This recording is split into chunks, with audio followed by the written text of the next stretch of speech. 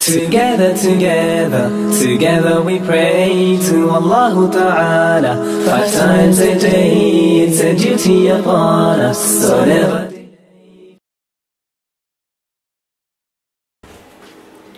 Bismillah wassalatu wassalamu ala rasulillah wa ala alihi wa sahbihi ajma'in, amma ba'd. Assalamualaikum warahmatullahi ta'ala wabarakatuh. Ito po ang Discover Islam, hatid po sa inyo ng Dakwa Corner Bookstore, Philippines.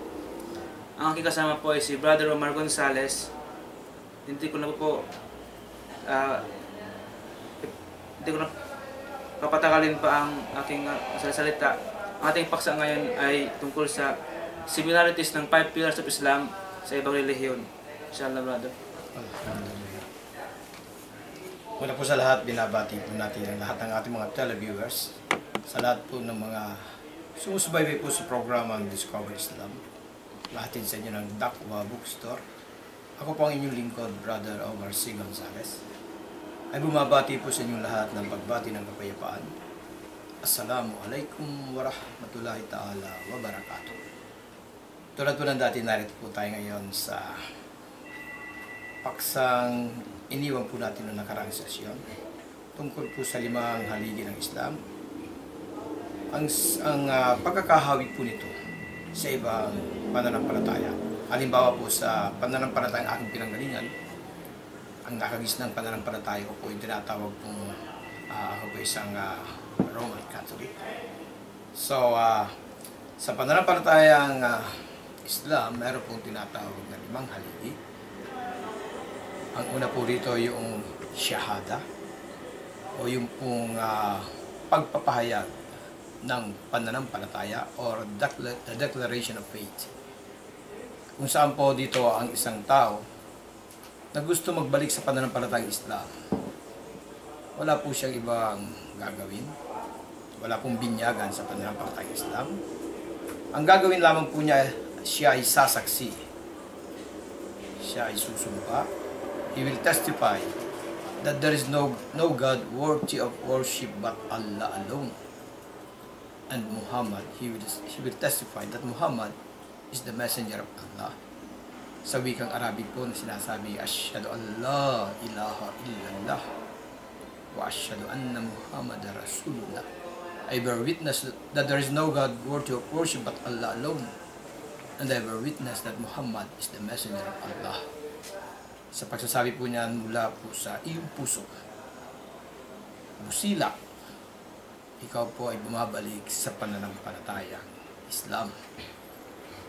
May katapat po sa katuruan ng sinatawag nating Roman Catholic. I was a Roman Catholic for, let's say, about 36 years of my life, more or less. Ang una pong katuruan ng simbahan, kung ikaw ay isang Romano Katoliko, dapat maniwala kasi tinuturo nila Trinity. Yung Trinidad na sinasabi po, kung saan ang kanilang katuruan ay merong isang Diyos, may 3 persona. One God in 3 persons. One God, tapos God the Father, God the Son, God the Holy Ghost. So yan po ang counterpart nung pong, yan po isa po sa mga tinatawag na cardinal doctrine of the Church. Na ang katapat po sa pananampalatayang Islam, yung pong Shahada, na ikaw ay sasaksi na walang Diyos na dapat sambahin, kundi ang Allah lamang. So, ganun po, naniniwala pareho na may nag-iisang dakilang tagapaglikha. Ang kaibahan lamang po sa pananampalatayang pinanggalingan ko sa sinasabi nga sa Christianity, ang katuruan po may isang Diyos, pero nilagyan po ng meron pong sinasabing persona. May Diyos Ama, may Diyos Anak, may Diyos Espiritu Santo. Samantala, brothers, sa pananampalatayang Islam, wala po siyang kasosyo, walang katambat. Ang dakilang tagapaglikha, siya po ay nag-iisa lamang. At si Muhammad sallallahu alaihi wasallam, siya po ang huling sugo ng Allah subhanahu wa ta'ala. So, isa po yan sa tinatawag na 5 haligi ng Islam, ang Shahada o ang the declaration of faith o ang pagpapahayag ng pananampalataya. Ay ikalawa pong haligi ng pananampalatayang Islam ay yung pong ikaw ay magdasal. Ang prayer, salah. Bilang isang Muslim, dapat ikaw ay magsasagawa ng the 5 obligatory prayers na nagsisimula po yan bago magbukang liwayway. Yung pong tinatawag na Fajr prayer or dawn prayer bago magbukang liwayway. Tapos po susundan po yan ng ikalawang dasal yung sa tanghali, yung pong tinatawag na Zuhur. At tapos po yung pong mid-afternoon, yung Asar prayer. Tapos yung pong Maghrib prayer, yung pong sunset prayer. I remember, nung ako po isa pang Roman Catholic, mayroon din kami yung tinatawag na Angelus. Ano po? At ang panghuling dasal sa maghapon, yung pong Isha prayer. So, 5 dasal po yan, nagagampanan ng isang Muslim. So, kung ikaw ay nagsasabi na ikaw ay isang Muslim, nang ibig po sabihin, isang tao na sumasamba lamang, naniniwala lamang sa nag-iisang dakilang tagapaglikha at sinusunod ang kanyang mga kautusan. So, dapat kung ikaw ay isang Muslim, gagampanan mo ang 5 obligatory prayers sa araw-araw. Sa side naman po ng sa pananampalatayang pinanggalingan ko, sinasabi natin Roman Catholic, ang second cardinal doctrine po, yung pong maniwala ka sa pagka-Diyos ni Jesus. You have to believe in the divinity of Jesus. Yan po ang ikalawang doktrina ng simbahang Katolika. At ang pangatlong haligi ng pananampalatayang Islam, yung pong tinatawag na song o fasting o pag-aayuno. Kung ikaw ay isang Muslim, pag dumarating po ang panahon ng tinatawag na buwan ng Ramadan, malapitan naman po. Kung hindi pa ako nagkakamali, brother, siguro mga June 17 siguro, 2015, inshallah, magsisimula naman po tayo mag-ayuno.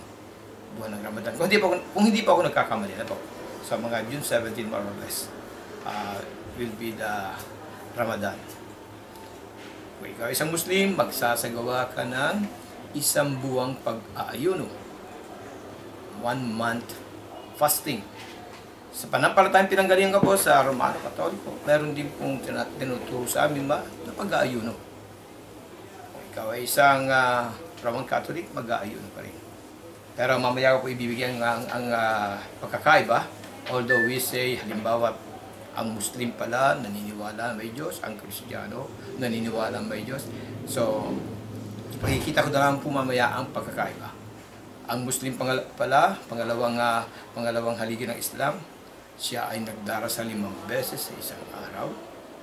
So, ang mga tinatawag ng mga Roman Catholics o Christians, sila ba ay mga nagdarasal din. At ang pangatlong pananampalatayang Islam, kung ikaw ay isang Muslim, ikaw ay nag-aayuno, you fast during the month of Ramadan. Yung po yung tinatawag na mga obligatory fasting. Meron din po sa pananampalatayang Islam tinatawag na mga voluntary fasting. Same thing, ganun din po, meron po sinasabi mga voluntary prayers, mga kung gusto mo pagsagawa ng mga tinatawag na mga ginawa po ng Propeta Muhammad sallallahu alaihi wasallam. So, magagampanan niyo po rin yung dasal na yun. Pero hindi po yung obligatory prayers. So, ang pang-apat po sa pananampalatayang Islam ay yung pong tinatawag na zakat. Obligatory charity. Meron po tinatawag sa pananampalatayang Islam na sadaka. Yan po yung voluntary charity. At yung tinatawag naman na obligatory charity, yung zakat. Na ginagawa po ng mga Muslim minsan lamang po sa isang taon. Noong pong nakaraang session namin, medyo na-confuse po ako, medyo nagkamali po ako ng pagsasabi. Kaya ulitin ko po ngayon, ang zakat po ganito. Pag narating po ninyo yung tinatawag na nisab, o yung measurement, halimbawa po, narating mo yung, ang measurement po ay ang sukatan, para ikaw ay dapat magbigay ng tinatawag na obligatory charity. Marating mo po yung mga 85 grams of gold. Ibig sabihin, meron kang saving, ipon, na hindi po bababa sa loob ng isang taon. So, ang sukatan, dapat ang saving mo ay hindi bababa sa loob ng isang taon at ang na-save mo hindi bababa sa halaga na katumbas ng 85 grams of gold. So, kung pasok ka po dyan sa mga bagay na yan, ikaw ay magbibigay ng zakat or obligatory charity. Ang katumbas po ay 2.5% ng saving mo na hinawakan mo na hindi bababa sa loob ng isang taon. Halimbawa po, ang halaga po ngayon ng ginto per gram, for example lamang po ay 500 pesos. So, 85 grams of gold is equivalent to, sabihin po natin na more or less times 500. So, let's say 42,500 pesos. More or less, ano po? Kayo po higit nakakalam. Ako po hindi isang mathematician. So, ang sukatan po, yung tinatawag na nisab, yung dapat po ay aabot ka sa 85 grams of gold. Kung ang ipon mo ay hindi umabot sa 85 grams of gold, kahit po yan ay naipon mo na mahigit na isang taon, hindi ka po obliged magbigay ng obligatory charity or zakat. Kasi hindi ka po umabot doon sa sinasabing measurement na equivalent to 85 grams of gold. Pero kung dumating ka po, ang iyong savings ay umabot sa 85 grams of gold, at that is, tulad ng ginawa ko example, ay the amount of gold per gram is, let's say, 500 pesos. Ang savings mo is 42,500 pesos. 1 year mo nang hawak yan, more than 1 year. So, dapat magbigay ka ng zakat or obligatory charity.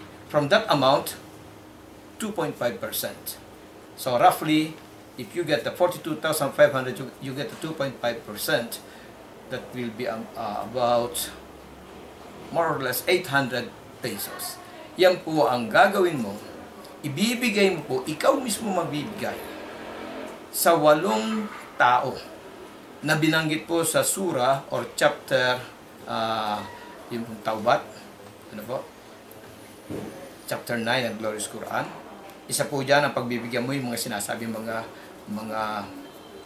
dukha, mga maralita, mga yagit, o sinasabi natin mga fukara, o tapos yan po yung mga sinasabi, mga mahihirap lang na hindi sapat ang kanilang mga kinikita. So, isa pa pong pagbibigyan ninyo dyan, halimbawa, yung pong mga bagong mga nagsibalik sa pananampalatayang Islam. Andyan din po yung bibigyan ninyo sa Saudi Arabia po, kasi may mga tao pong mga inatasan na mangolekta ng zakat. So, binibigyan din po rin yan ng isa po yan, kabilang din po yung tinatawag na, kung di pa ako nagkakamali, 8 tao na dapat pagbigyan ng zakat. Kayo mismo magbibigay.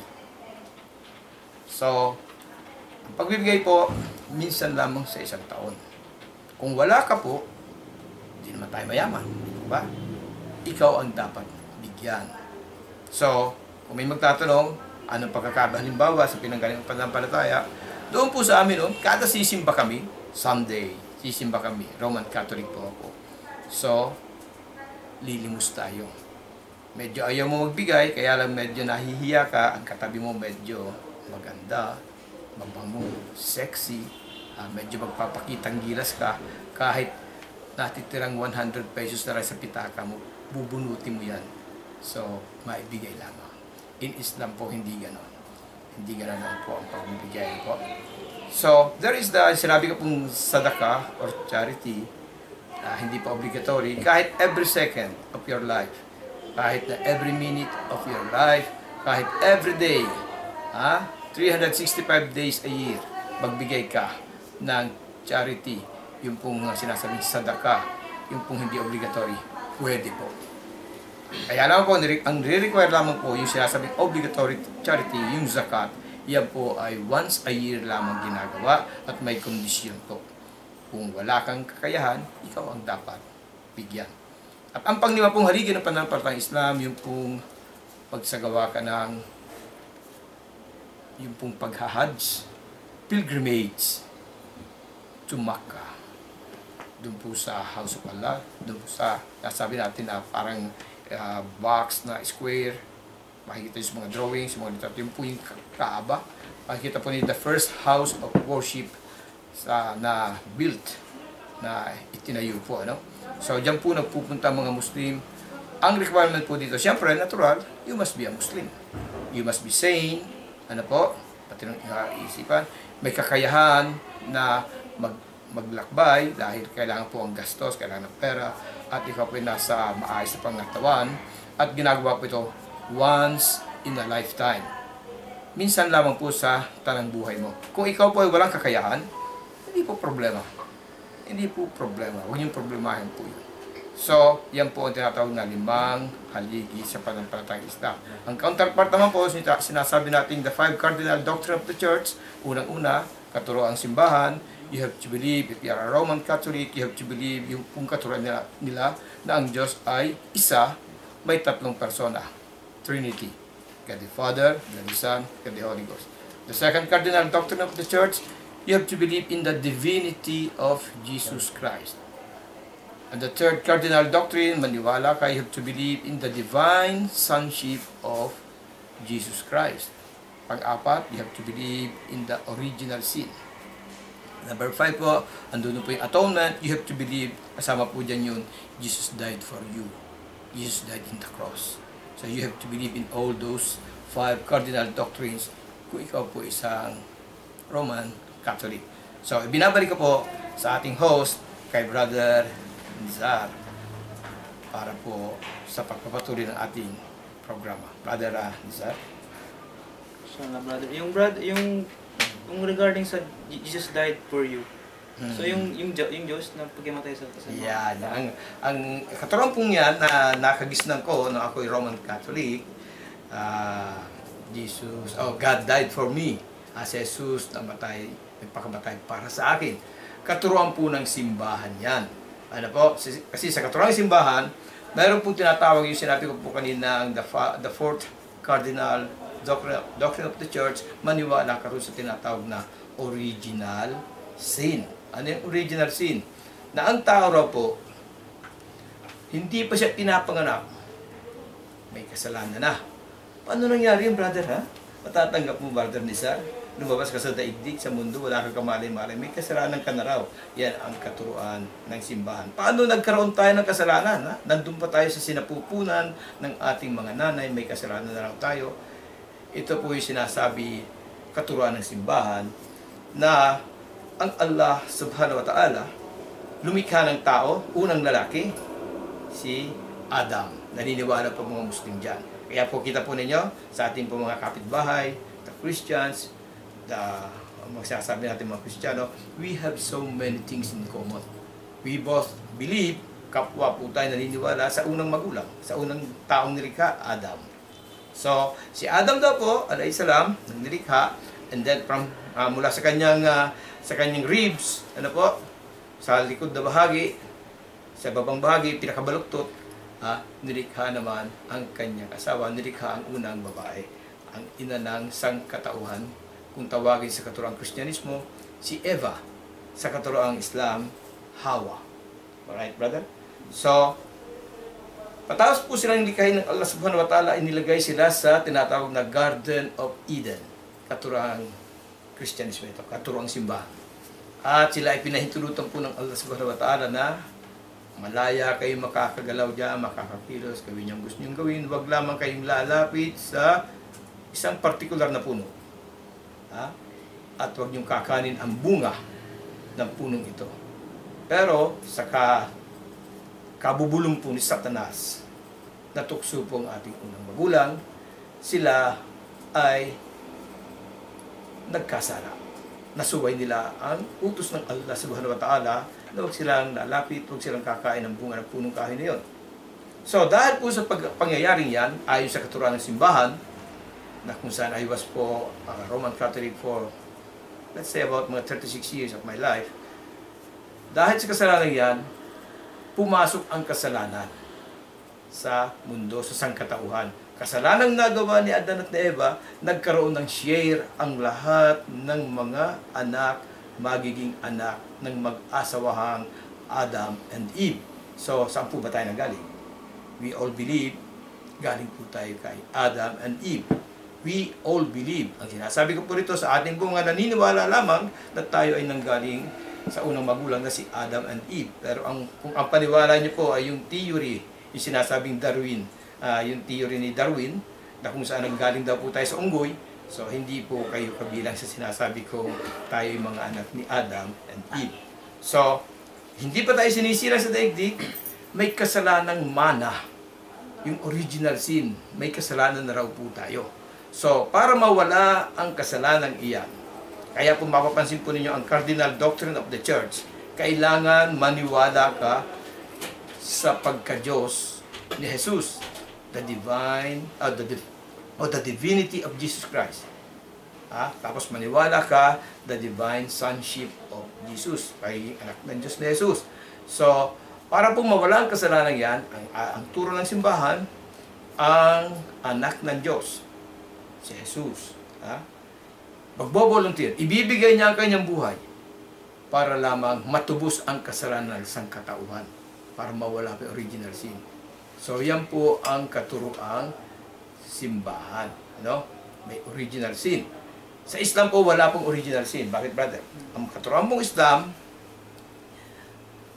makikita po ninyo kahit sa Biblia, halimbawa sa aklat ng Ezekiel, sa book of Ezekiel, in the Old Testament of the Bible, chapter 18, verse 20, at sa book of Deuteronomy, kung hindi po ako nagkakamali, chapter 24, verse 16. Kung hindi po ako nagkakamali, ang sinasabi po ron, at mababasa rin po sa book of Jeremiah, chapter 31, verse 29, kung hindi rin po ako nagkakamali, more or less ganito po mababasa ninyo, makikita ninyo. Basahin po natin ang Ezekiel 18:20, the soul that sin shall die. Daling salita, kung sino nagkasala, siyang mamamatay. Biblia po nagsasabi yan, ha? Tingnan natin kung yan ay ayon sa sinasabi ng katuroang simbahan na original sin. Sa kasalanan ng unang magulang, may namana natin may kasalanan din tayo. Ang sinasabi ng Biblia, book of Ezekiel, chapter 18, verse 20, the soul that sin shall die. The father shall not bear the iniquity of the son, neither the son shall bear the iniquity of the father. Ang ama raw po hindi magdadala sa kasalanang nagawa ng anak, o ang anak magdadala, magpapasan ng kasalanang nagawa ng ama. The righteousness of the righteous shall be upon him. Ang gawaing matuwid ng isang taong mabuti, sa kanya yun. And the wickedness, na ginawa po ng isang taong masama, sa kanya yun. Yan po ang sinabi ng Biblia. So, ganyan din po sa pananampalatayang Islam. Tayo mga tao, nilikha ng Allah, wala po tayong kasalanan na sinasabing katuruan ng simbahan na may naman ng kasalanan. Ang kasalanan nagawa po ng unang magulang natin, sa kanila yun. Wala tayong kinalalaman po ron. So, kita po ninyo, kung ihahambing po natin ang sinabi ng Biblia, tapos sa sinabi katuruan ng simbahan, at sa katuruan naman ng Islam, saan po malapit? Yung sinasabi sa Biblia ng kasalanan ng ama, hindi kasalanan ng anak. Ang kasalanan ng anak, hindi kasalanan ng ama. Ang gawain matuwid na isang mabuting tao sa kanya, ang masamang gawain ng isang masama, sagutin niya yun. Ganyan din po sa Islam. Pero kung inyong mapapansin, iba po ang itinuro, pinalaki sa atin ng simbahan. Tinuruan tayo na meron daw original sin. Kaya ayon sa katuruan po ni Pablo, sa New Testament of the Bible, dahil sa kasalanan ng isang tao raw, pumasok ang kasalanan sa mundo. May kasalanan tayo. So matatanggap mo ba yan, brother? Anong kinalalaman mo sa nagawang kasalanan ng maunang magulang? Tapos sasabihin, may kasalanan ka. Para mawala yan, alam mo, ang anak ng Diyos magpapakamatay. Ibibigay niya ang kanyang buhay sa iyo, sa atin, sa sangkatauhan, magpapapako sa krus, save tayo. Ligtas na. So yan po ang pinanggalingan ko. Roman Catholic. I was a Roman Catholic. I was a Christian. I was a Catholic. So, alhamdulillah, nakabalik tayo sa pananampalatayang Islam. So, balik sa iyo, kapatid. Okay, sa aming viewers, kung meron kayo katanungan, dyan lang number namin sa screen ng TV, inshallah.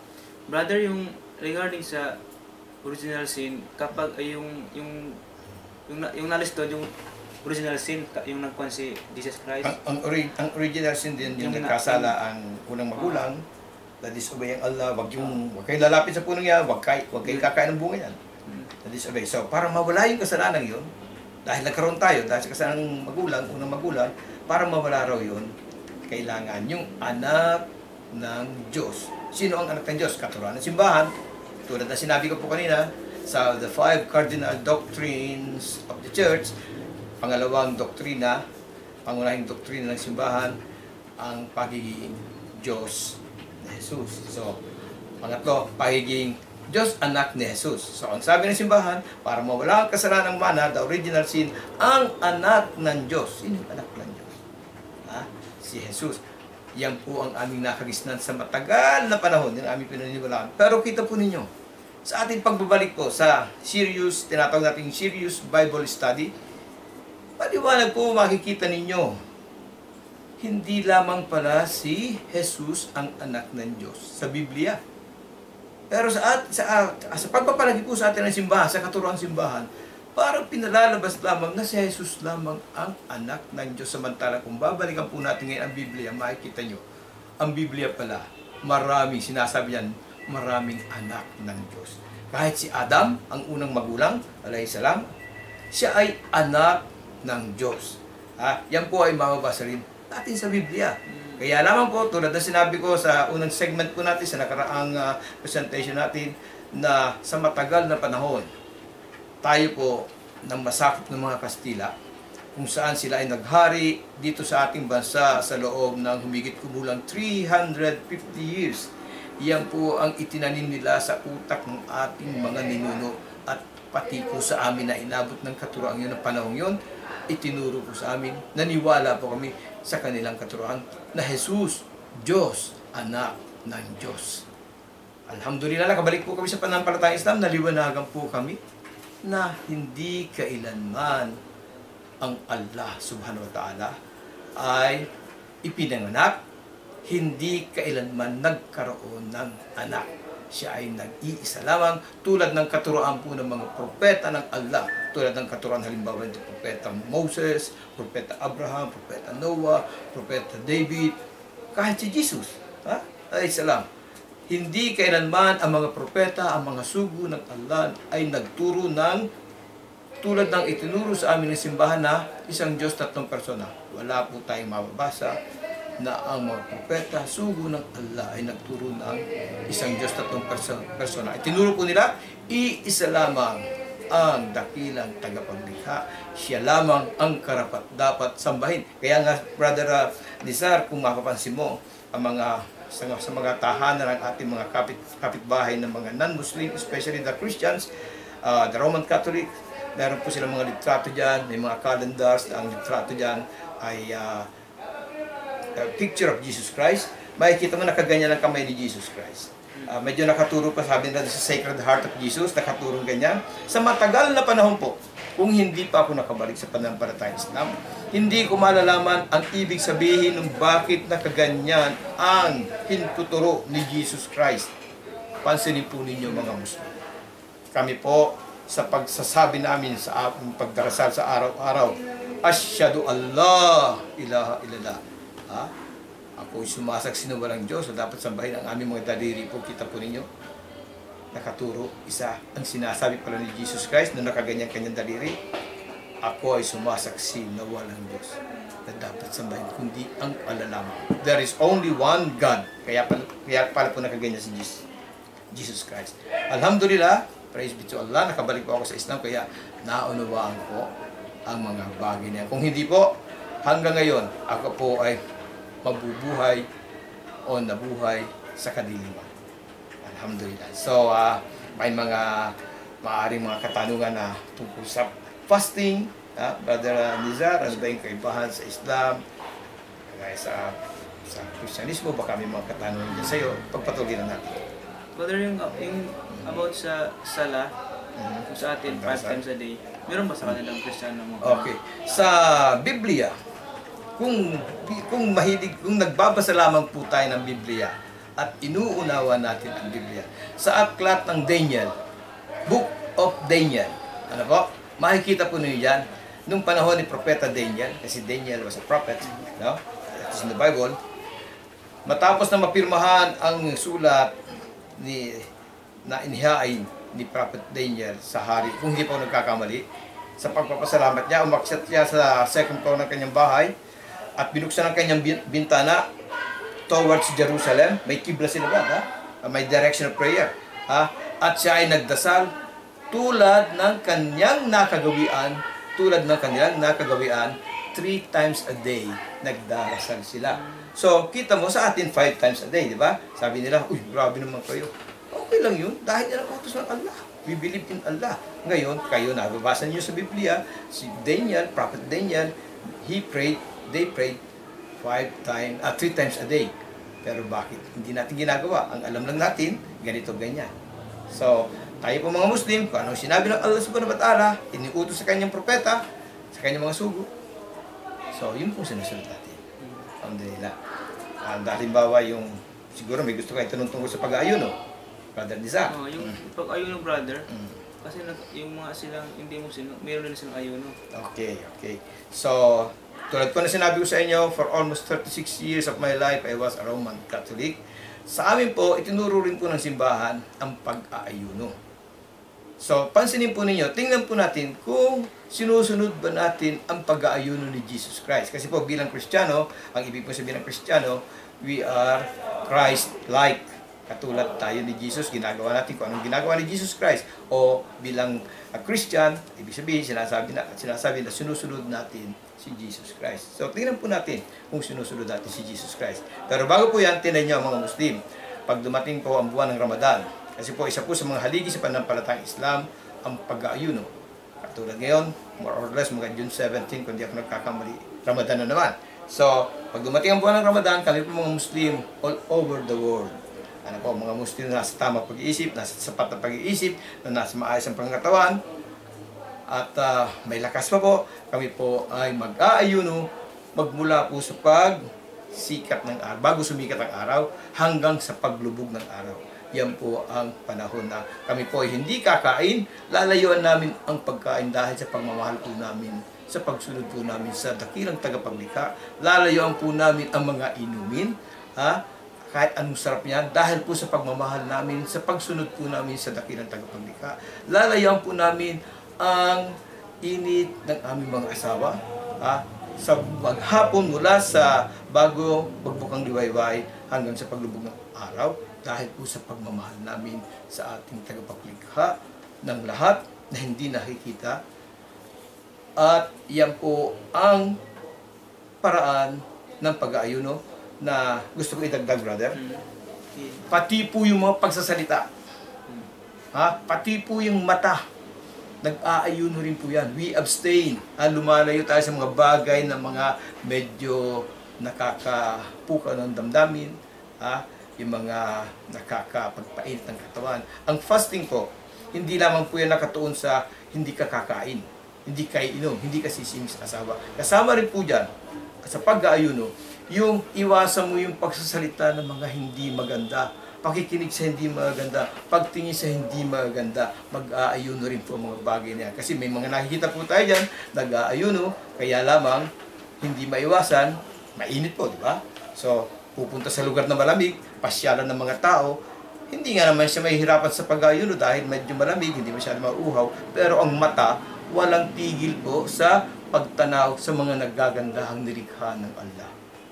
So, dapat po ang isa nag-aayuno, iwasan din po ang mga bagay na yan. Iwasan yung mga pagsasalita na hindi maganda. Kasi po ang nakagis na natin, pagkakaunawa natin, pag sabi fasting, huwag lang tayong kakain, huwag lang tayong iinom, huwag sisibig, fasting na. Di ba, brother? Pero hindi pala po yun. Hindi sapat yun. Lahat ng gawa natin, dapat pati mata, nagpapasting, tenga, nagpapasting, ang ating mga bibig, ang ating mga kamay natin, meron dyan, nananakit, hindi po dapat yun. Dahil pag fasting talaga, dapat lahat yan nag-aayuno. So, ano po pagkakaiba niya? Ako'y Roman Catholic. How we fasted when we were Roman Catholics.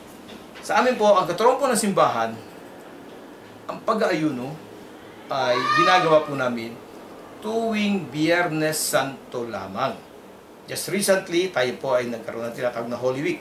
tas April, hindi po ba?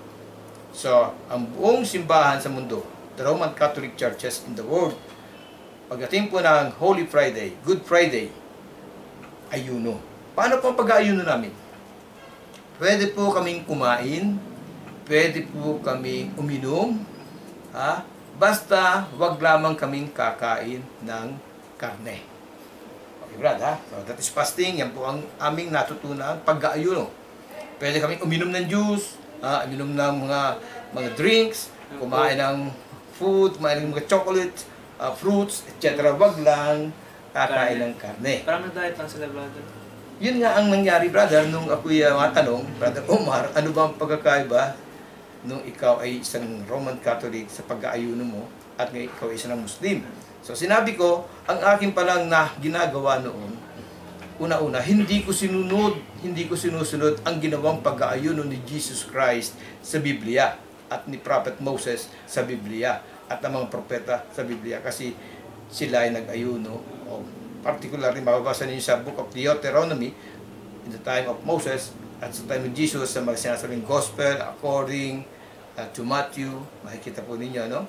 To Mark, to Luke, to John, makikita po halimbawa ninyo sa Gospel according to Luke, Jesus Christ fasted 40 days and 40 nights.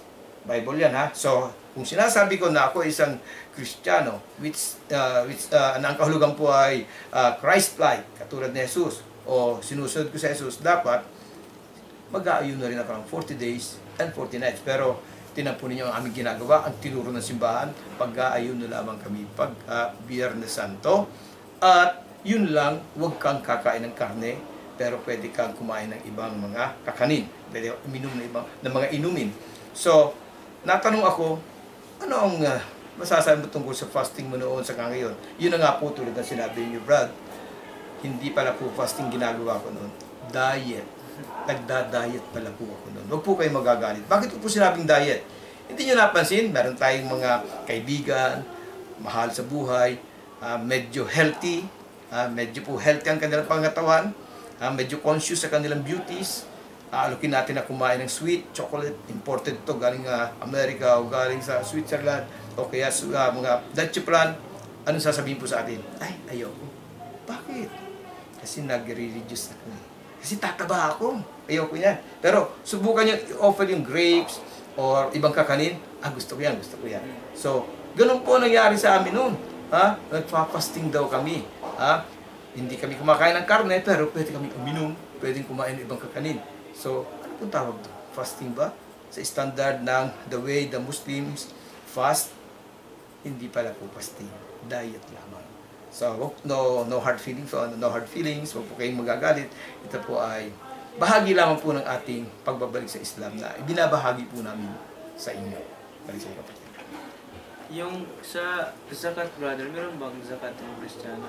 Okay. Yung sa zakat, sa amin po nung tuwing sisimba kami, bigay po. Ay, pag dumating na yung mayroon pong mga babae na inatasan ng simbahan na may dala mga supot na habang nakatayo kami, nagmimisa, ay itadaan yung supot. So, maghuhulog kami ron. Limos po yan. Kasi po sa Roman Catholic, hindi po nila sinusunod yung tinatawag na tithes, ikapo. Ang sumusunod sa ikapo, yung po mga hindi Roman Catholics.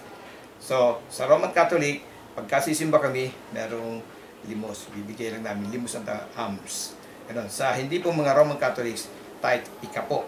So, every time na sila ay pupunta sa samba, nagbibigay sila ng ikapo. The tithe, the 10%. Sa mga hindi Roman Catholic. Sa mga Roman Catholic, pagsisimba sila, every time may mga, nung panahon namin noon, mga misa halos ng mga sa umaga lang, tapos talaga obligatory Sunday Mass. Pero yung mga very religious, everyday sumisimba sila sa umaga. Pero sa ngayon po, meron sumisimba ng hapon, meron ng mga inadjust ang simbahan. So every time there is a Mass, meron pong pagbibigay ng limos.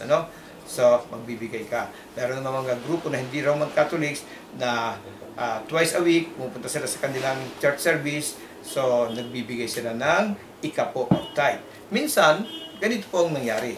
May isang bata, nanay, pahingi naman ng pera. Anak, wala tayong pera, anak. wala talaga tayo. Okay lang, di yung bata. Tapos, pupunta na simbahan, hindi pa Roman Catholic yung mother niya, pupunta sa kanilang church gathering. Ano po? Nakita ng bata, pagdating ng offering, kasi sa isang session, sa isang church service, hindi lamang offering, hindi lamang minsan nagbibigay sila ng sobre o ng ikapo. Meron silang mga offering binibigay, may ikapo.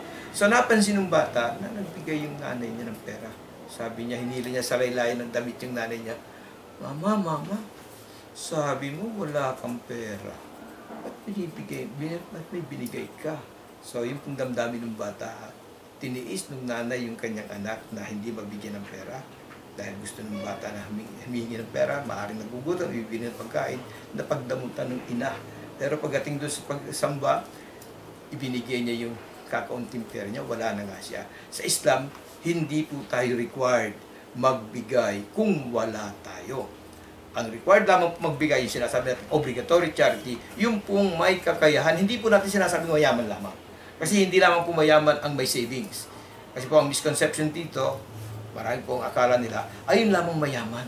Hindi po. Ang sinabi po natin kanina tungkol sa zakat, sino man na merong saving, na ipong pera, na hawak niya, hindi bababa sa isang taon, na ang sukat ng kanyang naipon ay humigit o umabot sa 85 grams of gold. Yan po ang sukatan, di ba? So, siya po ay magbibigay ng obligatory charity. Minsan lamang po sa isang taon. 2.5% from the savings niya. Halimbawa po, ang savings niya is equivalent to 85 grams of gold.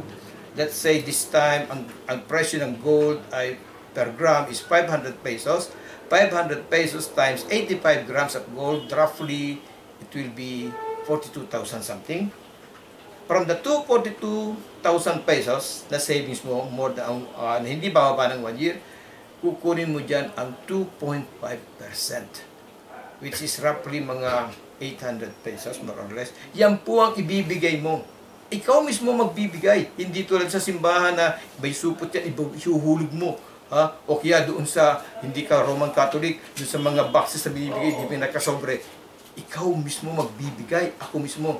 Sa 8 uri ng tao na binanggit sa Glorious Quran, sa Surah At-Tawbah, chapter 9. Isa po dyan, yung mga fukara, yung sinasabing mga mahihirap, mga tukha talaga, mga yagit, at yung mga mahihirap, sino mga mahihirap, na hindi po sapat ang kanilang mga kinikita para sa kanilang pangangailangan. At andyan yung mga nangongolekta ng mga alms o itong mga sinasabing zakat. Dahil sa Saudi Arabia po may mga taong inatasa na mangolekta. At meron po dyan yung mga, kahit po biyahero, yung mga sinasabi natin mga naglalakbay. Sabi natin, mayaman yan, naglalakbay. Kahit po yung mga naglalakbay na yan, dumarating ang pagkakataon sa paglalakbay nila, sa pagtatravel nila, bigla pong nauubusan ng pera yan, di ba? So, sila po ay kasama rin doon sa 8 uri ng tao na bibigyan natin ng zakat. Ayun pong mga taong nalubog sa utang. Hindi po dahil sa karapuhan niya, kundi hindi natin maiwasan sa mga pagkakataon po tayo. Minsan ay nangangailangan ng mga bagay na ito, wala tayong kakayahan, nagkautang-utang tayo. So, sila po ay kabilang din sa binibigyan ng zakat. So, kita po ninyo, kayo mismo, ako mismo, ang magbibigay kung sino ang gusto kong bigyan. Di tulad sa pinanggalingan ko, Brad, na ipagkakatiwala mo halimbawa sa simbahan yung perang, yung ikapo o yung alms, bahala na sila. Paano kung hindi makarating? Diba? At isa pa, sa pananampalatayang Islam po, tingnan po ninyo rito, ang dakilang tagapaglikha po hindi po nangangailangan ng pera. Hindi po nangangailangan. Kaya po kita-kita rito, pinakikita natin, binibigay rin mismo sa tao. 8 uri ng tao binibigyan. Sa pananampalatayang pinanggalingan ko, nagtataka ako, bakit kami nagbibigay sa simbahan? Bakit kami mahirap, kami ang hindi bigyan? Sabi ko, ang Diyos ba nangangailangan ng pera? Tayong nangangailangan ng pera. Kaya po kita po ninyo ang zakat, madali po lamang. So, dapat po, we have to comply. Ang nakakasakit, brother, marami sa ating mga kapatid na mga Muslim, may kakayahan, sapat na kakayahan. Kuripot sila sa Allah. Ipinagdaramot nila ang bagay na yan, di ba? Samantala, kung nalalaman lamang nila ang katurang Islamiko, ang Islam, pagdating ng araw, pananagutan po nila yan. Diba? Sa kabilang buhay. Huwag na po natin hintayin yun. Yan pong yaman na nandito sa atin ngayon, huwag po natin sabihin na kaya ako meron yan dahil sa pagsisikap ko. Maliwanag rin po sinabi ng Allah subhanahu wa ta'ala sa glorious Quran na yan pong mga bagay na yan, ano po, ang Allah ang nagbigay. Siya lamang nakakaalam kung anong kakainin natin bukas. Huwag niyo pong sabihin na akong mayaman. Bukas sigurado may kakainin ako. Huwag niyo pong subukan. Ano po? Dahil pag sinubukan tayo ng Allah subhanahu wa ta'ala sa isang iglap, wala po lahat yan. So, yan po nga babahagi ko, brother. Balik sa'yo. Brother, yung regarding sa zakat, kung yung pera galing sa masama, yung mga riba, low, hindi yung pwede zakatan. Hindi mo naman alam. Hindi mo naman alam na galing para sa masama yun, di ba? So, pero hindi dapat gano'n. Hindi dapat gano'n, no? Pero tulad na sinabi natin po, tulad ng mga nakaraang session natin, sinasabi po natin, kami po rito ni Brother Nizar, hindi po kami expert sa mga bagay na yan, di ba? So, may mga ustads po tayo na nagpakadalubhasa tungkol po sa bagay na halimbawa, zakat. May mga Muslim po, mga ustads na nagpakadalubhasa halimbawa sa sinasabing Islamic theology o halimbawa sa tauhid, sa kaisihan ng Allah subhanahu wa ta'ala. Sa amin po dito ni Brother Nizar po, more or less dito po yung mga general knowledge, no? So kung meron po kayong mga particular na mga katanungan, gustong-gusto yung maliwanagan, andyan po ang mga kapatid po natin mga ustads, nagpro-programa rin po dito sa Nidaul Islam, Channel 50. Pwede po kayong magtanong sa kanila.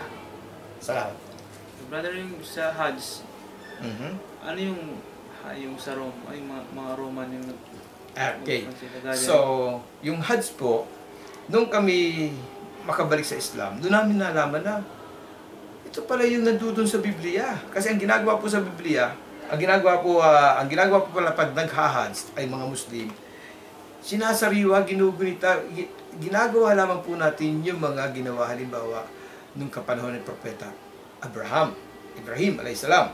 Halimbawa po yung sa Biblia, mababasa natin na pinag-utusan ng Allah subhanahu wa ta'ala si propeta Abraham alayhisalam na kanyang sacrifice, ihain ang kanyang kaisa-isang anak. Sa katuruan pinanggalingan ko po sa pananampalatayang Kristyanismo, ang itinanim po sa aming isipan, yan daw anak na ni Abraham, kaisa-isang anak. Walang iba kundi si Isaac o Isaac. Sa Arabic, Ishaq. Sa pagbalik po namin sa pananampalatayang Islam, nalaman po namin na hindi po si Isaac ang inihain, kundi si Ismail. So, Ismail, sa English, sa Arabic, Ismail. So, paano natin i-reconcile yan? Sa ating pong pagbabasa, pag-aaral ng Biblia, sa tinatawag nating Serious Bible Study, nakikita po natin doon. Basahin po niyo sa Book of Genesis, chapter 22, kung di ako nagkakamali.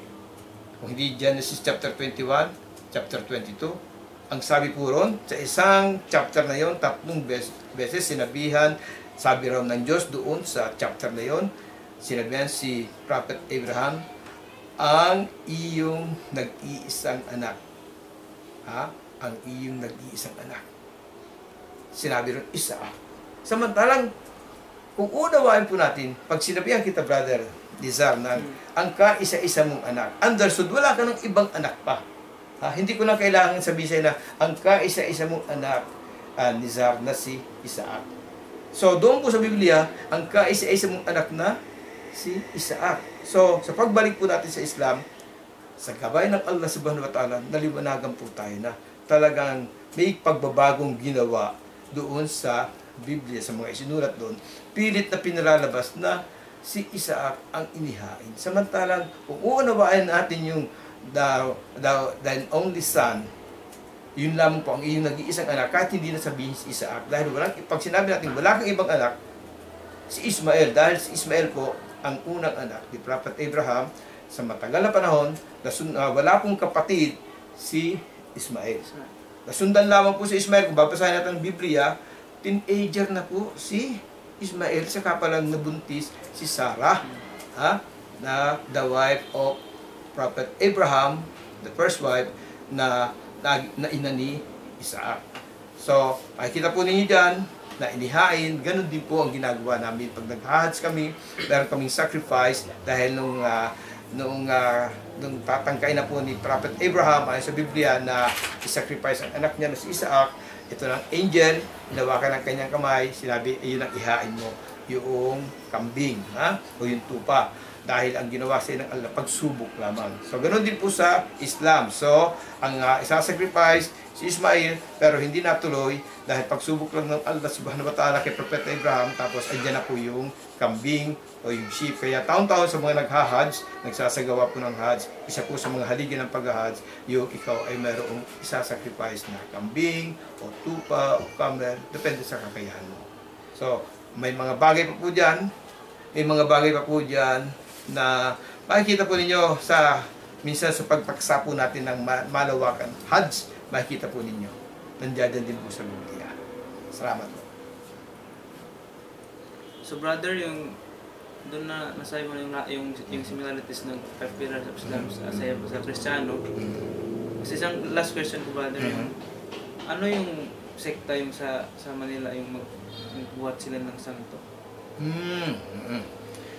Alalahanin po natin na nang dumating ang mga Kastila, wala pong ibang relihiyong Kristyanismo sa ating bansa.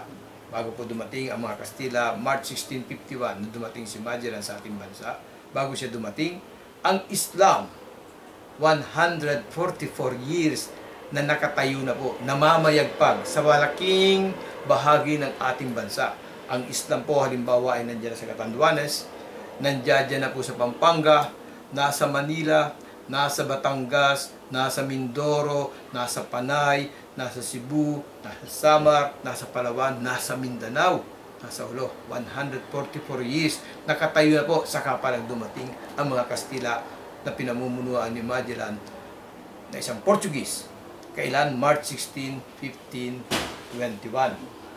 So nandiyan na po ang Islam sa atin. Tapos dumating po ang katuraang Kristyanismo. Itinuro na po sa atin ng simbahan. Wala pa po ng mga dating daan. Lahat po yan, mga nakikita po natin dating daan, El Shaddai, Jesus Miracle Crusade, Jesus is Lord, etc. etc. Yan po nanggaling po lahat yan. Roman Catholic. Kaya po yan lamang po. Pero ngayon makikita mo marami na may Iglesia ni Cristo, may Aglipaya, etc. Pero lahat yan galing sa Roman Catholic. Kaya nga sila, kahit anong sabihin, Biblia pa rin ang hawak nila. So, sa Roman Catholic po, ang itinuro po sa amin, wag yung pong mga santo. Pagpapasok po kayo ng katedral, makita po ninyo, may mga santo, may malaki, may maliit, may mapula, may maitim, may dilaw. Ano po, makikita nyo. Samantala, kung babasahin po natin ang Biblia, maliwanag, makikita po natin halimbawa sa Book of Exodus, Old Testament of the Bible, chapter 20, verses 2, 3, 4, 5. Maliwanag po sinasabi ng Allah, sinasabi ng Diyos, sinasabi ng Diyos ni Moses sa kanya, kay Moses para sa mga Israelita. I am the Lord thy God, thou shalt not have strange gods before me. Exodus chapter 20 verses 2, 3, 4, 5. Thou shalt not make unto thee any image or likeness of anything that is in the heaven above, in the earth below, in the water under earth. Thou shalt not bow down thy head to them, nor serve them. For I, the Lord thy God, am a jealous God, visiting the iniquity of etc. etc. etc. Basahin lamang po ninyo. Kaya nga po sinasabi ko sa inyo, sinasabi namin mga nakabalik na sa Islam. Sa matagal na panahon na kami po ay nandudun sa pananampalatayang Roman Catholic, sumasamba sa mga nilikha, mga rebulto, nandudun pa na po sinasabi sa Biblia, pinagbawalan ng Allah subhanahu wa ta'ala. Si Propeta Moses, ang mga Israelita ng kanyang kapanahunan, huwag kagawa ng mga bagay na yan. Pero bakit ganun ang ginagawa ng simbahan? So, nang mabuksan po, kasi nang dumating po mga Kastila sa ating bansa sa unang-unang pagkakataon, hindi naman ipinahintulot, Brother Nizar, na ang simbahan ay mabasa natin ang Biblia o makapag-ari tayo ng Biblia. At unang-una sa lahat, paano natin maintindihan ang Biblia? Hindi naman sa Tagalog ang salita niya.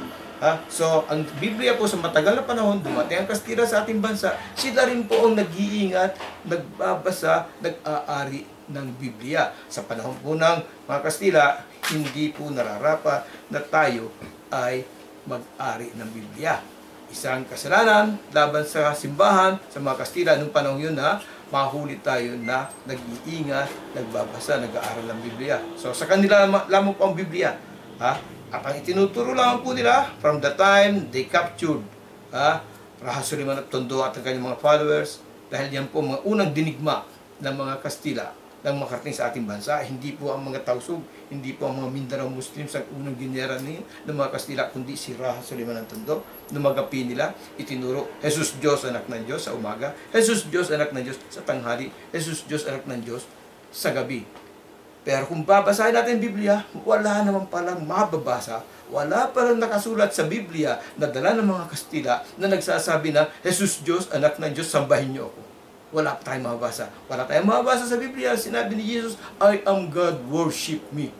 Kaya po nang pinakawalan ng simbahan ang Biblia, matapos na maprograma nila ang kaisipan ng mga tao, at ang mga tao nagsimulang makabasa, makaunawa ng Biblia, diyan nga nagsulputan yung mga sekta. Kita mo, merong Roman Catholic na pinanggalingan ng lahat ng mga sekta ng Kristyanismo. Meron na ngayon mga dating daan, meron na ngayon Iglesia ni Cristo, meron mga Kingdom of Jesus Christ, etc. etc.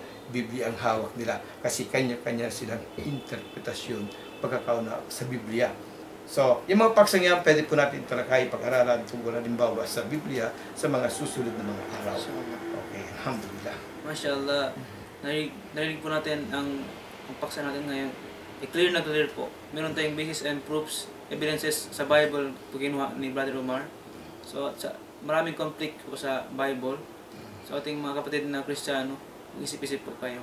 May gusto ako idagdag, brother, sandali lang. At huwag po ninyong isipin, mga mahal namin mga televiewers, mahal namin mga sumusubaybay sa programang Discover Islam dito po sa Nidaul Islam. Huwag po ninyong isipin na we convert. No. Hindi po gawain ng mga Muslim mag-convert. Sino po kami? Sino kami para i-convert, baguhin ang inyong paniniwala? Ang tungkulin lamang po namin bilang mga Muslim, iparating lamang po sa inyo ang katotohanan, ang mensahe ng Islam. At ang Allah subhanahu wa ta'ala, siya po ang magbibigay ng gabay sa tao dahil siya ang manglilikha, siya ang lumikha sa atin, alam niya ang laman ng ating mga puso't isipan. Siya lamang po nakakaalam ng lahat ng yan. So, ang gabay po manggagaling sa kanya. So, balik sa inyong pati. So, inshallah ta'ala, malinaw po yung ang sagot ni Brother Omar. So, sa susunod na programa sa next Saturday or May 9, ang ating guest speaker ay si Ustaz Ladja Matli. Juhdar Ladja Matli. Madmoro graduate al-Islam, Madmoro al-Islami graduate po siya. Ang kanyang topic ay ang fasting in Islam, inshallah ta'ala. Maganda. So brother, dito na tatapos ang ating programa. Subhanaka Allahumma wa bihamdika asyhadu an la ilaha illa anta astaghfiruka wa atubu ilaik.